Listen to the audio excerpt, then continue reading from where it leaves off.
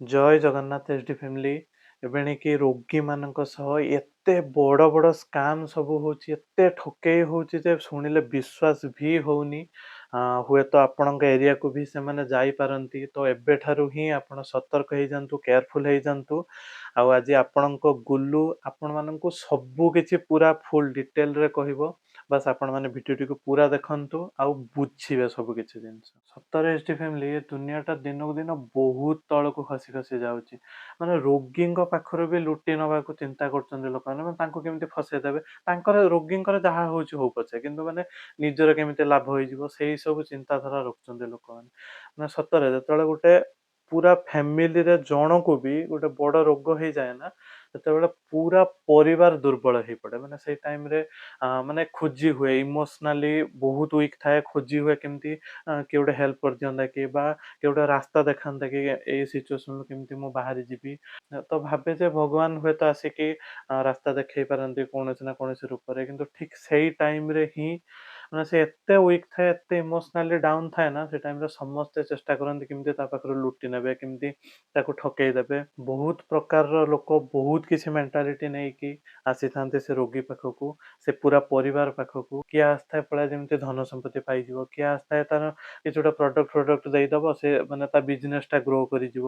କିଏ ଆସିଥାଏ ଯେମିତି ସେ ରୋଗୀର ଶରୀରକୁ ମାନେ ଟ୍ରିଟମେଣ୍ଟ କରିବା ଇଏରେ ନିଜ ଏକ୍ସପେରିମେଣ୍ଟ କରିବ ଯେ ମୁଁ କାଳେ ଭଲ କରିଦେମି, ଯଦି ଭଲ ହେଇଗଲା ନା ହେଇଗଲା, ଯଦି ଭଲ ନହେଲା ସେ ରୋଗୀର ଦୋଷ, ସେ ହେଲାନି, କରିପାରିଲାନି, ଏମିତି ମୁଁ ଯାହା କହୁଥିଲି ସେମିତି କଲାନି, ଏସବୁ ଦୋଷ ଦେଇ ଦିଅନ୍ତି। ଆହୁରି ବହୁତ ଜଣ ଟ୍ରାଏ ବି କରନ୍ତି ମାନେ ଧୀରେ ଧୀରେ ଫାନ୍ଦରେ ଫସେଇକି ଧର୍ମ ପରିବର୍ତ୍ତନ କରେଇଦବାକୁ ବି ବହୁତ କିଛି ଟ୍ରାଏ କରନ୍ତି।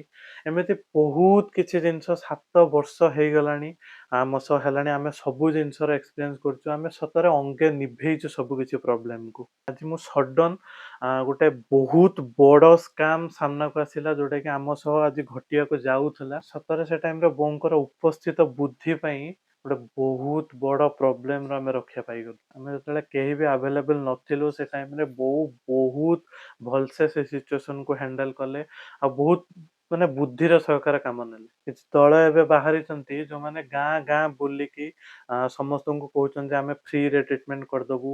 ବିଶେଷ କରି ଏଜେଡ ଲୋକମାନଙ୍କୁ, ଯୋଉମାନଙ୍କର 70 ବର୍ଷରୁ ଅଧିକ ହେଇଗଲାଣି, ସେମାନେ ଓଭିୟସଲି ସେମାନଙ୍କର ଦେହ ବହୁତ ରୋଗ ହଉଥିବ, ବହୁତ ସାରା ଯନ୍ତ୍ରଣା ହଉଥିବ, କାହାର ଆଖି ଦେଖା ହଉନଥିବ, ଗୋଡ଼ ଆଣ୍ଠୁ ଗଣ୍ଠି ବିଭିନ୍ନ ପ୍ରକାର ରୋଗର ସେମାନେ ଥିବେ। ତ ସେଟା କମନ ଜିନିଷଟା। ତ ସେମାନେ କିନ୍ତୁ ଯାଇ କହୁଛନ୍ତି ଆମେ ଅପରେସନ କରିଦେବା, ଆପଣଙ୍କର ଭଲ ହେଇଯିବ କି ବାସ୍ ଆପଣ ଖାଲି ଆମକୁ ଆଧାର କାର୍ଡଟା ଦେଇଦେବେ। ଆମ ଘରକୁ ବି ଆସିଥିଲେ, ବୋଉ ଶୁଣିଲେ ଯେତେବେଳେ, ତ ତାଙ୍କୁ ସଡନ୍ ଗୋଟେ ଡାଉଟ୍ ହେଲା। ସେମାନେ ଗାଡି ନେଇକି ଏକାଥରେ ଆସିଥିଲେ, ଯେମିତି ଏକାଥରେ ରୋଗୀକୁ ନେଇକି ଯିବେ, ଆଉ ମାନେ କହୁଥିଲେ କି ମାନେ ଫ୍ୟାମିଲି ମେମ୍ବର କେହି ଯିବା ଦରକାର ନାହିଁ, ଆମେ ନେଇଯିବା ଏକାଥରେ ଅପରେସନ କରିକି ଠିକ ଠାକ କରି ପୁରା ଆଣିକି ଘରେ ଛାଡି ଦେଇଯିବା, ଗୋଟେ 2 ଦିନ ଭିତରେ ଆଣିକି ଛାଡି ଦେଇଯିବା। ତ ଏସବୁ କଥା ଶୁଣିକି ବୋଉଙ୍କ ମନରେ ଟିକେ ଡାଉଟ୍ ଆସିଲା।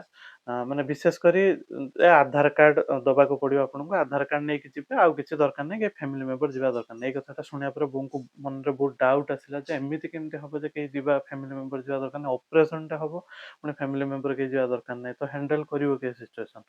ତ ସବୁ କିଛି ଡାଉଟ୍ ହେଲା ପରେ ବୋଉ ଯେତେବେଳେ ଉଲ୍ଟାପାଲ୍ଟା କରିକି ଟିକେ କ୍ୱେଶ୍ଚନ ପଚାରିଲା, ତମେ ଜାଣିଲ କେମିତି ରୋଗ କଣ ହେଲା, କଣ ହେଇଛି ବୋଲି, କାହିଁକି ଅପରେସନ କରିବାକୁ ପଡିବ, ଅପରେସନ କରିବାକୁ ପଡିବ ବୋଲି ତମେ ଜାଣିଲ କେମିତି, ତମେ ତ କିଛି କାହିଁ ମାନେ ଟେଷ୍ଟ କରିନ, କିଛି କରିନ। ଯେତେବେଳେ ପଚାରିଲେ ସବୁ ଉଲ୍ଟାପାଲ୍ଟା ଆନ୍ସର ଦେଲେ, କହିଲେ ଆମେ ଦିନକୁ ହଜାର ହଜାର ରୋଗୀଙ୍କୁ ସବୁ ଦେଖୁଛୁ, ତ ଆମେ କଣ ଜାଣିପାରିବୁନି, ଆମେ ଦେଖିଲେ ହିଁ କହିଦେବୁ କଣ ରୋଗ ହେଇଛି କଣ ନାହିଁ, ଏମିତି ସବୁ କହିଲେ ଉଲ୍ଟାପାଲ୍ଟା। ଯେତେବେଳେ ବୋଉ ମନା କରିଦେଲେ, ପୁଣି ତାଙ୍କ ଉପରେ ଚିଡ଼ିକି ପଳେଇଲେ ବି। ତ ମୁଁ ଏବେ ପୁରା ସିଧା ପଏଣ୍ଟକୁ ଆସୁଛି।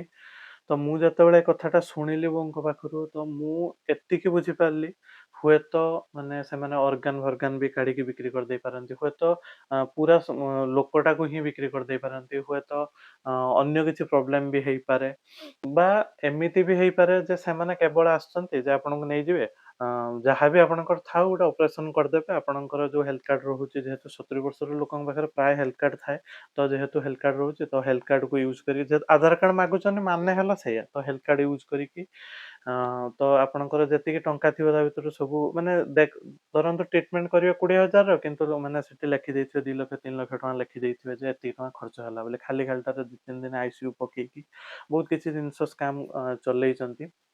ତ ହୁଏତ ସେଟା ବି ହେଇଥାଇପାରେ ଯେ ସେମାନେ ମାନେ ଅନାବଶ୍ୟକ ଆପଣଙ୍କର ମାନେ ଆବଶ୍ୟକତା ହିଁ ନଥିବ ଅପରେସନ, ସେମାନେ କିନ୍ତୁ ଅପରେସନ କରିଦେବେ, ଅପରେସନ କରିଦେଇକି ସେମାନେ ଟଙ୍କା ଲୁଟିବା କଥା ଲୁଟି ନେଇଯିବେ, କିନ୍ତୁ ଆପଣଙ୍କୁ ଆଣିକି ଛାଡ଼ିଦେବେ ଯେ ହଁ ଆମେ ଟ୍ରିଟମେଣ୍ଟ କରିକି ଛାଡ଼ିଦେଲା ଆପଣଙ୍କର ଏବେ ଭଲ ହେଇଯିବ, କିନ୍ତୁ ପରେ ଯେତେବେଳେ ଆପଣଙ୍କର କମ୍ପ୍ଲିକେସନ ହବ, ଓଭିୟସଲି ଗୋଟେ ଅପରେସନ ହେଇଥିବ ମାନେ ବହୁତ କିଛି ତାର କେୟାରଫୁଲ ରହିବାକୁ ପଡିବ, ବହୁତ କିଛି ଜିନିଷକୁ ମାନେ ଲକ୍ଷ୍ୟ ରଖିବାକୁ ପଡିବ।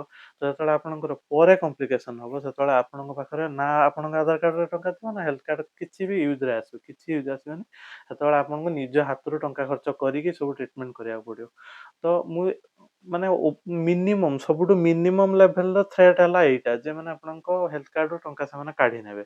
ତ ଆପଣ ମାନେ ମୋ କଥାକୁ ପୁରା ଭଲ ଭାବରେ ପୁରା ମାଇଣ୍ଡରେ ଫିଟ୍ କରିଦିଅନ୍ତୁ ଯେ ଆପଣଙ୍କ ଆଧାର କାର୍ଡ ବା ହେଲ୍ଥ କାର୍ଡ ସେଇଟା ହେଲା ଆପଣଙ୍କର 5 ଲକ୍ଷ ଟଙ୍କାର ଗୋଟେ ଏଟିଏମ୍ କାର୍ଡ ସହିତ ସମାନ। ତ ଆପଣମାନେ ଏଇଟାକୁ ପୁରା ଭଲସେ ମନେ ରଖନ୍ତୁ, ବିଲକୁଲ ବି କେୟାରଲେସ୍ ହୁଅନ୍ତୁନି, କାହାକୁ ବି ଆଧାର କାର୍ଡ ଦିଅନ୍ତୁ ନାହିଁ କେବେ ବି, କୌଣସି ବି ପରିସ୍ଥିତିରେ। ଆପଣଙ୍କୁ ଯେତେ ଯିଏ ଆସିକି କୁହନ୍ତୁ ଯେ ଏଇଟା ଫ୍ରିରେ ଆମେ ଟ୍ରିଟମେଣ୍ଟ କରିଦେବା, ଫ୍ରିରେ ଭଲ କରିଦେବା, ସବୁ ଫ୍ରି କରିଦେବା, ଫ୍ରି ଶବ୍ଦ ଶୁଣିକି ପାଗଳ ହେଇଯାଆନ୍ତୁ ନାହିଁ। ସତରେ ମନେ ରଖନ୍ତୁ ଏ ଦୁନିଆରେ ଫ୍ରି ବୋଲି ଗୋଟେ ଜିନିଷ କିଛି ନାହିଁ। ଏଠି ପାଣି ଠାରୁ ଆରମ୍ଭ କରି ମାଟି ଠାରୁ ଆରମ୍ଭ କରି ନିଶ୍ୱାସ ନଉଥିବା ପବନ ବି ବିକ୍ରି ହଉଛି। ତ ଏଠି ଫ୍ରି ବୋଲି ଗୋଟେ ଜିନିଷ କିଛି ନାହିଁ ଦୁନିଆରେ। ଫିର୍ ବି ଯଦି ଆପଣଙ୍କର ଦେହ ଅସୁସ୍ଥ ଅଛି, ଆପଣ ଚାହୁଁଛନ୍ତି ଟ୍ରିଟମେଣ୍ଟ କରିବାକୁ ବା ଅପରେସନ ବି ଆବଶ୍ୟକତା ଅଛି, ତ ଆପଣଙ୍କୁ ସରକାର ସୁବିଧା ଦେଇଛନ୍ତି ନା। ତ ଆପଣଙ୍କୁ ହେଲ୍ଥ କାର୍ଡ ପ୍ରୋଭାଇଡ କରିଛନ୍ତି ସରକାର, ତ ସେଥିପାଇଁ ବହୁତ ଭଲ ଭଲ ହସ୍ପିଟାଲ, ବହୁତ ଭଲ ଭଲ ଡକ୍ଟରଙ୍କ ପାଖରେ ଆପଣ ଫ୍ରିରେ ଟ୍ରିଟମେଣ୍ଟ ହେଇପାରିବେ। କିଛି ପ୍ରୋବ୍ଲେମ ହବନି, ଆପଣଙ୍କ ହାତରୁ ଟଙ୍କାଟେ ଖର୍ଚ୍ଚ ହବନି। ବହୁତ ଭଲ ଭଲ ହସ୍ପିଟାଲ, ବଡ଼ ବଡ଼ ହସ୍ପିଟାଲ କଟକ ଭୁବନେଶ୍ୱରରେ ବି ଇଭେନ୍ ସେମାନେ ଆକ୍ସେପ୍ଟ କରୁଛନ୍ତି ହେଲ୍ଥ କାର୍ଡକୁ। ଯଦି ଗୋଟେ ଭଲ ରେପୁଟେଡ୍ ଡକ୍ଟର ଆପଣଙ୍କୁ ଟ୍ରିଟମେଣ୍ଟ କରିବ ଫ୍ରିରେ, ସେଠି ନ ଦେଖେଇକି ଯଦି କିଏ ଗୋଟେ ଆସିକି ଆପଣଙ୍କ ଘର ଦ୍ୱାରରେ କହିଲା ଯେ ଆମେ ଫ୍ରିରେ ଆପଣଙ୍କର କରିଦେବୁ, ଆପଣ ଚାଲନ୍ତୁ ଆମ ସହ, ଆମେ ପୁରା ଇଏ କରିଦେବୁ, ତ ଆପଣ ଏତେ ବଡ଼ ରିସ୍କ ନବାକୁ ଯିବେ କଣ ପାଇଁ?